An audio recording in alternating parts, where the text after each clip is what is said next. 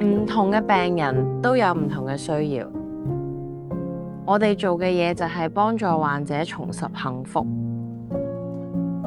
我哋係大家幸福嘅守護者。冇晒牙齒嗰啲公公婆婆咧，就可能嚟揾我睇牙嗰陣時咧，可能會喺個袋嗰度攞咗10副8副假牙出嚟話：阿醫生你睇下，我做咗10副啦，你今次睇你㗎啦，你得唔得就睇你㗎啦。其實做呢啲一隻牙都冇嗰啲假牙咧，我哋叫吸附性嘅假牙，其實咧係好考教醫生嗰個技術㗎。我會令到個婆婆當日嚟，我就希望佢當日有牙帶翻去，跟住可以食蘋果啊，可以食蔗啊。可以食排骨啦，咁呢樣係我哋嘅追求嚟㗎。咁我覺得公公婆婆都係追求咁樣。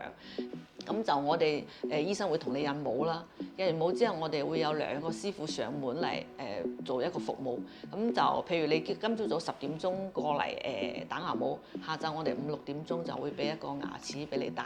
咁點解會有呢個做法咧？係因為你如果喺外地或者香港過嚟深圳咧，你要來訪幾次嚟進行試打牙模啦、試戴啦，跟住再戴正式牙啦。戴完正式牙之後，你仲要調教啦。咁可能你要嚟4、5次，你會覺得好憂慮，即係未睇之前你就覺得我壓力好大啊，要嚟咁多次。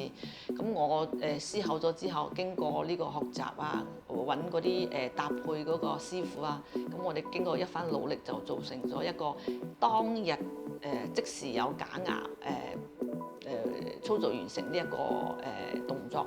我哋愛康健應該係全深圳都係第一家有呢個服務。咁得到嘅結果係非常之反饋係非常之好嘅，所以我哋希望你可以選擇我哋愛康健嚟進行服務。